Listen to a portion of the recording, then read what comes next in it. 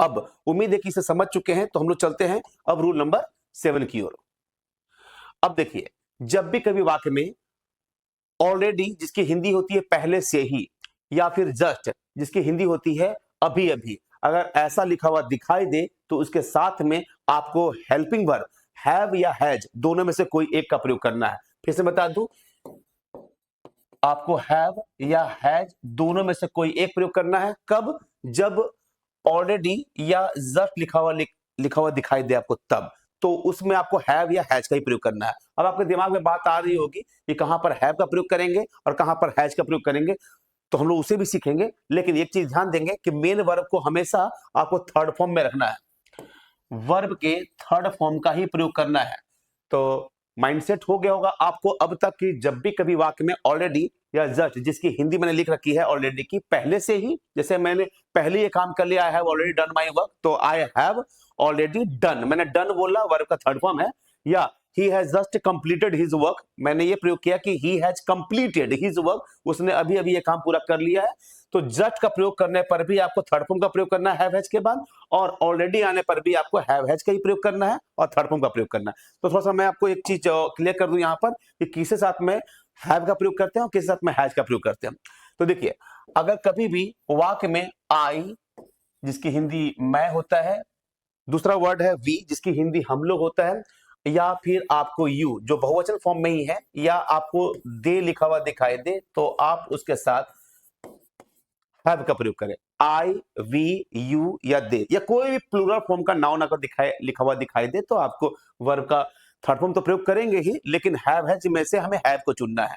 आगे देखिए, अगर एक वचन के ही या शी किसी लड़की के लिए होता है, किसी वस्तु के लिए ईट का प्रयोग करते हैं, या कोई इकलौता एक वचन का नाम हो, तो आपको इसके साथ में हैज का प्रयोग करते हैं। और एक बात अभी फिर से मैं माइंड सेट करवा दूं आपको कि हैव हैज जब भी लाइफ में आप यूज करें तो वर्ब का थर्ड फॉर्म का ही प्रयोग करें। हैव हैज के साथ हमेशा वर्ब का थर्ड फॉर्म ही यूज होता है, बट टारगेट हमारा है कि पहले हम ये जान लें कि कहां पर हैव का प्रयोग करते हैं और कहां पे हैज का, तो वो हम लोगों ने सीख लिया। हैव हैज के साथ वर्ब का थर्ड फॉर्म लगाते हैं, ये भी आपने जान लिया।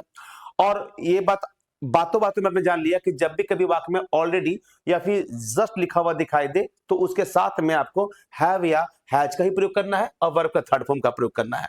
तो यहां देखिए, आप ये सेंटेंस है कि इसी चीज को मैंने बड़ा सही से यहां एकदम साफ ढंग से ले लिया है, जिससे मैं आप इसका स्क्रीनशॉट ले सकते हैं। आई, वी, यू, दे के साथ में आपको हैव का प्रयोग करना है, और ही, शी, इट, नेम के साथ में आपको हैज का प्रयोग करना है। और अभी आपने ये भी जान लिया कि हैव हैज के साथ साथ हमें मेन वर्ब थर्ड फॉर्म को भी रखना है। मैंने इसे इसलिए ऐसा लिख दिया जिससे आप इसका स्क्रीनशॉट ले सके, बड़ा साफ सुथरे ढंग से ये लिख दिया है मैंने, इसे स्क्रीनशॉट ले लीजिए।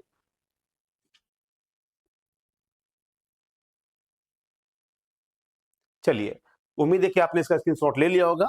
तो अब इससे रिलेटेड कुछ सेंटेंसेस है, उसको देखेंगे समझेंगे। मैं तब तक स्क्रीन को थोड़ा सा बड़ा कर दूं जिससे आपको साफ सुथरे ढंग से ये दिखाई दे।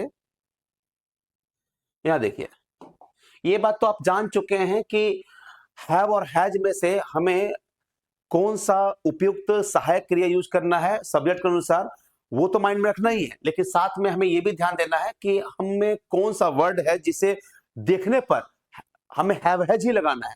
तो वो वर्ड में से एक वर्ड तो आप ये देख लीजिए, ऑलरेडी थोड़ी देर पहले मैंने बताया था कि जब भी कभी ऑलरेडी हो जिसकी हिंदी पहले से ही होता है तो आपको हैव या हैज का प्रयोग करना है, और वर्ब का थर्ड फॉर्म। इस वाक्य में मैंने पहले ही थर्ड फॉर्म लिख रखा है, तो थर्ड फॉर्म जब लिख दिया आपके सामने में तो आपको अलग से थर्ड फॉर्म अब लगाना नहीं है।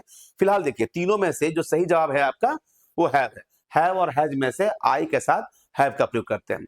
ये आपका पहला क्वेश्चन मैंने एग्जाम्पल में दिया। अगला क्वेश्चन देखिए, अगर जब भी कभी आपको ही, शी या इट या कोई नाम लिखा हुआ दिखाई देता है, सिंगुलर फॉर्म लिखा हुआ दिखाई देता है, तो उसके साथ में आप हैज का प्रयोग करते हैं। अब देखिए ध्यान से, इसमें अगर हम कुछ प्रयोग करने वाले हैं तो क्या प्रयोग करेंगे। ऐसे अगर गौर से देखेंगे तो शी के साथ में ईज का प्रयोग भी कर सकते हैं, लेकिन जैसा कि मैंने आपको पहले बताया कि जब भी कभी आपको जस्ट नाउ लिखा हुआ दिखाई दे, नाउ नहीं, नाउ के साथ ईज आर का प्रयोग करते हैं। थोड़ी देर पहले आपने रूल नंबर 6 में पढ़ा था कि नाउ लिखा हुआ दिखाई दे तो आपको ईज, आर या एम तीनों में से कोई एक रखना है, लेकिन ये नाउ नहीं है, ये जस्ट नाउ है, अभी तुरंत, और ये काम हो चुका है। नाउ मींस अभी कंटिन्यू, ये काम चल रहा है, लेकिन जस्ट नाउ मींस वो काम हो चुका है। तो जब हो चुका है तो उसे हम कंटिन्यूअस टेंस में नहीं शो कर सकते हैं। तो ये वाला ऑप्शन तो गलत हो गया। अब आगे देखिए, आपके सामने एक अगला ऑप्शन भी है, सिर्फ यहां पर हैव लिखा हुआ है, हैव का प्रयोग किया गया है, तो अब हैव का प्रयोग करेंगे तो शी के साथ में हैव का प्रयोग होता नहीं है। तो ये क्वेश्चन नंबर जो 2 है उसका भी ये भी ऑप्शन खत्म हो गया। अब आगे देखिए, शी के साथ में अगर हम प्रयोग करेंगे तो हैज का प्रयोग होगा। यहाँ पे देखेंगे एक थोड़ा सा प्रिंट मिस्टेक है, ऑलरेडी इस वाक्य में मैंने थर्ड फॉर्म लिख रखा है, तो फिर दोबारा ये थर्ड फॉर्म का प्रयोग नहीं होना चाहिए था। तो इसमें इसे तो मैं कट कर दे रहा हूं, ये तो कट हो गया और सही जवाब आपका सिर्फ हैज हो जाएगा।